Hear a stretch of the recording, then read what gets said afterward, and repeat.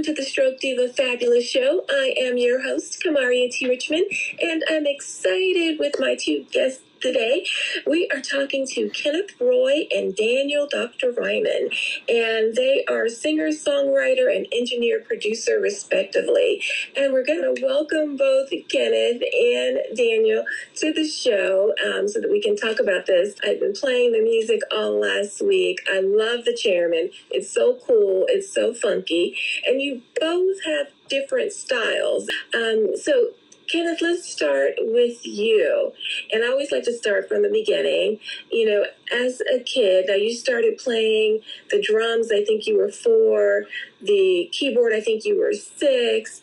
You started very early, but was that in your life plans as a kid? Well, I would say that I was just exposed to a lot of music as a youngster, a lot of different styles of music, and I just kind of stayed with it as I progressed. I was playing the drums mostly by ear in the beginning, and then I must have been in about kindergarten or first grade, but I started to realize from my older brother and from my father that they were playing instruments that had notes on them, and the lady was teaching the piano, and I just bugged my parents until we could finally get one, because that was the first problem. We didn't have a keyboard or a piano. So it took a little while to get into lessons, and once I started playing, I really liked it. So from there, everything is just kind of, more or less progressed forward as I've tried to explore more in music, of all kinds of genres and styles of music. And getting involved in school band in the big band in 7th grade onward was a really big thing. In fact, I kind of think of my elementary years as a training point and period to get to that, because my brother was 5 grades ahead of me playing the saxophone, and my father was playing the guitar and singing. He was mostly a self-taught musician, and I didn't want to play the instruments that they had, and so piano ended up being the thing that had the notes on it. And I had noticed playing the keyboard that were pretty famous at the time, like Elton John and Stevie Wonder and Ray Charles. And we had a local guy in Petaluma up here locally where his name was Ragtime Joe or something like that. He was playing like ragtime music and boogie woogie and things, and I just got it through my head that I got to try to play the piano, and that's what really started my formal training and private lessons. And I've just pretty much stayed with music no matter what. And, music, we know, and this is a big thing, with music in schools, that when children have music in school, they're smarter. They learn more, Yes, that is true. I believe that music is a catalyst for a lot of other things, and it's all part of your mental capacity at other things, whether it be, scholastics or sports or whatever. If they have music, they have something, and in addition to what, some of the other kids might not take an aptitude to play, or that certainly was for me. Absolutely. And Kenneth, how would you describe your style of music? I love your voice, but how do you thank you very much. Mm-hmm. Well, let's see, stylistically, I kind of, in the household growing up, we were exposed to a lot of stuff, like blues music and rock and roll music and country and western music and soul music. And I just try to, it's more of for me, music, I don't really stay with one style. I'm kind of a conglomerate or a melting pot of a lot of different styles at one time. And I like the freedom of being able to bounce around with a lot of different styles and sounds to come up with a unique blend or a special musical gumbo of our own. But Daniel and me had searched hard for songs for this album, and I probably composed over 50 tunes, but we only had time for 10. So we kind of picked the ones that we thought would be stylistically fun to do and would be songs that we thought that would appeal to a large audience of people. Yeah, we've got everything from gospel to the chairman on there, which is, like you said, more of a funk sound, full band, 6 horns. Which actually half of the tunes on the album are just the two of us playing, splitting duties between multiple instruments, and the other half, of course, we brought in our good friend Baron Chase on bass. We bring in some complicated stuff. We call up the horn section and the bass player and have them come in here and work. A little bit of a Steely Dan model of doing things. A lot of people might not realize that Daniel is at least got a good 15 years additionally on me, so he's a little bit older than I am. And people forget that affordable keyboards didn't really exist in the earlier days. There were no Casios that were available at Costco for $275 or whatever. So you had to either play the piano if you were interested in a keyboard or an organ, and that was pretty much the only game in town. Synthesizers and electric instruments were only few people could afford those instruments to play. Right, absolutely. Yeah. And let's talk about you gentlemen have been collaborators for a long time. Tell us how that came about. Well, what was happening was I was studying at San Jose State in the electric acoustic program, which is the early days in the mid-'80s of MIDI instruments and synthesizers and drum programmers and so on and so forth. And I was looking for a gentleman in the mid-'90s, or someone versed enough, that would understand to help me put together my music library of all these sounds, libraries, and so on and so forth.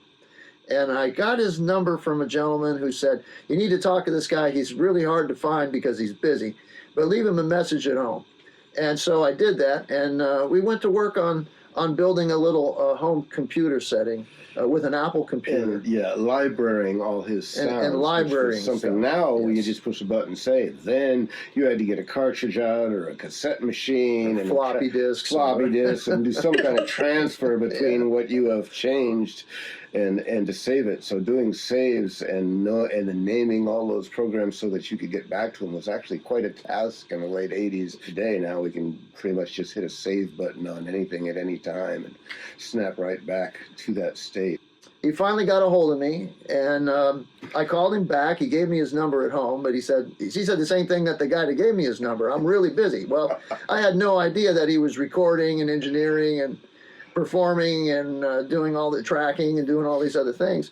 And so he came by, he saw what I had, my instruments. He says, yeah, I think we can make this work. Let's start doing it. So, and I had no idea about Daniel's background, but he said, I do some recording too. Maybe you should come by the studio where I record and track some things, and you can just kind of peek in and I'll introduce you to some players and different people and see what you think. And I wasn't terribly crazy about where I was at the time. We were getting some work done, but I kind of felt like I wasn't enough of a priority. So Daniel at that point had realized that I was doing some recording, and I've written a fair amount of songs. And he said, well, look, we could try a session over here. We'll pick like 2 or 3 songs and see how it goes. And that became the very first album that we did, called Forever Love, and it was released in 1999. And since then, we've done 3 albums together. Chairman is the 3rd album. We've just really never really looked back ever since. It's been more about getting into original and more new music material ever since then, in '95 going forward. Yeah, I realized in my college that being a major or a minor in music wasn't going to be my thing, let's say. And the first college I went to is now Dominican University of California, was all classical. And I ended up going to California State College at San Jose and San Francisco because at least they were a little more open-minded to all kinds of music. There was rock music, soul music, blues music, jazz music, Latin jazz. We were exposed to a lot more stuff, plus there were more students. But the music part, every time that I got through with my liberal arts and my humanities courses, any free time I had, I was always haunting down the jazz club in San Jose called Garden City at the time. And I used to hang out with a gentleman that's not with us anymore and listen to the players that would come in. Very famous people at times. Terry Gibbs, Stan Getz at one point. I lit Stan Getz' cigarette when I was about 19 years old, when he was lounging around. You could smoke inside in those days. And I just wanted to stay being around music, whereas Daniel's is a more of a complex background, I think. He wanted to record is what he wanted to do. Yeah, I want to know how a record was made, and that's when I started. And that's right about the time where we started getting multi-tracks that were affordable for, the normal people. We were working on 10 songs, and two of them were ready early. So we went ahead and did pre-releases. The first song in 2017, which was Let Your Love Come Down. Which and that charted very well and has a big full horn section. The second single was Two of a Kind in 2018. And that also charted and held the charts on the independent charts, held in the top 10 for a number of weeks.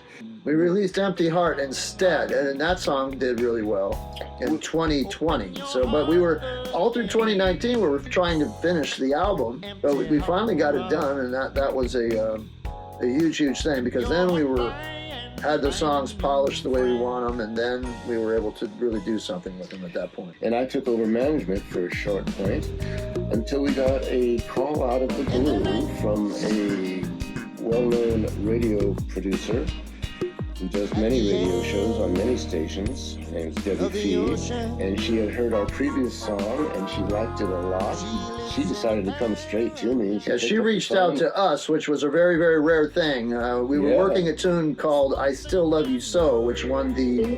Which is beautiful. It's beautiful. Which won the Independent Music Network Award this last year for 2022. For the breakout song of the year, and stayed number one for a while. It's now being played a bit in Europe, just now starting. Yeah, we've started a European campaign because it stayed on the charts an entire year here in the United States, and there was no place else for it to go but into the majors. And let me just ask you, about the album, The Chairman. What was the inspiration for the album?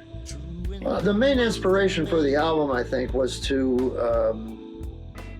just kind of get a really good collection of songs is what we were trying for. Now, I mean, like I said earlier, that I had all these songs that were in a book that were specifically written thematically around this particular theme, and we realized that we didn't have time to put the production into 50 some odd songs, and no one's going to sit and listen to that much material anyway.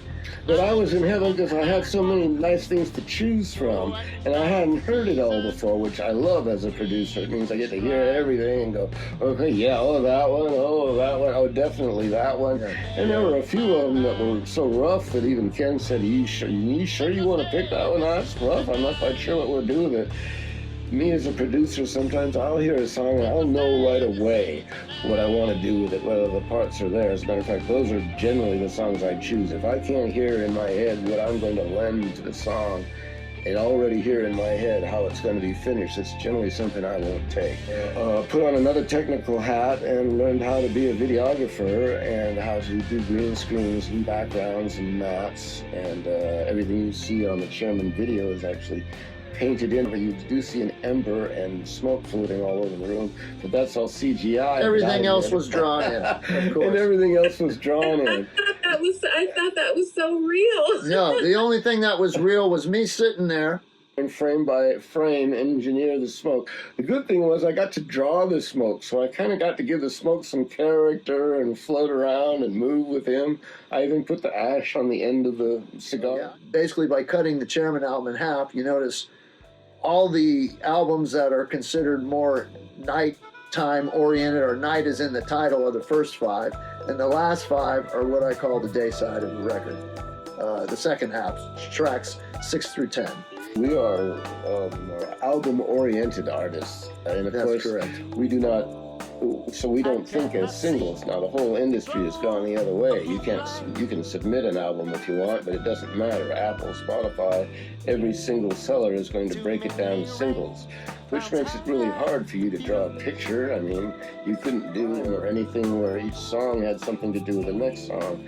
And we kind of work like that. And we also, in as much as I did some of the very first looping as far back as '85, we try and take all our tracks straight, and if we can't play it, we generally play it again. So it was actually Debbie Fee who connected us to Tom. This was our first conversation as well. I really liked your last song. I woke up in a real bad mood this morning, and every day I have to go through an hour's worth of music, all kind of the same stuff. And I saw you guys, so I thought I'd listen to this song, and I listened to it, and it made me feel good. I was in a good mood. I grabbed the file, and I ran down to the studio, and I ran to my engineer, Jim, and she says to me, Jim turned to her and says, "Debbie, you don't like anything. What are you talking about?" And she said, "No, really, I really like this song." So that was I Still Love You So. I've always loved records as a little kid. I think that He reads every little...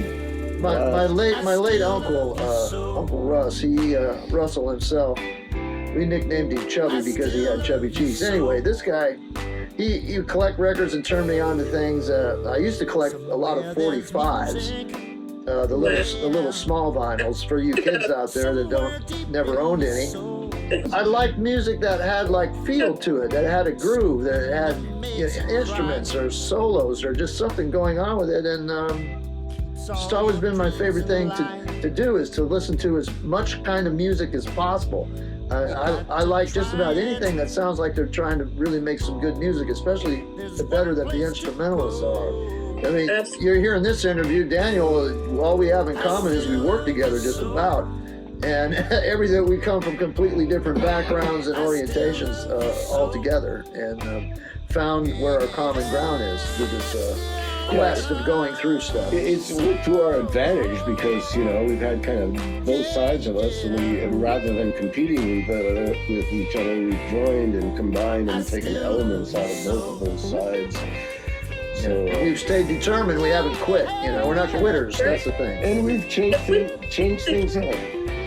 What's the key to your collaboration? I'd say the commitment to the music itself, number one. I always encourage people, to stay in their music, or if they had asked me in the past, what kind of instrument should I get, or how'd you start? Do I teach? I'm always encouraging, especially the teenagers and the kids, because I think it's important for them to get into it early, because that's the better they're going to sound when they get into their adult years, where it's, in other words, it's more difficult to stay with it as you get older, is what I'd realized. But I definitely love music, and I just always wanted to get better at playing. I used to go hear some of my private instructors. They would have trios and so on and so forth, and I kept thinking, wow, I got to keep practicing. That's the thing. If you stay up on practicing and listening and, every day. We're trying to make a crossover and hopefully find a record company that sees as ripe as we are. We have a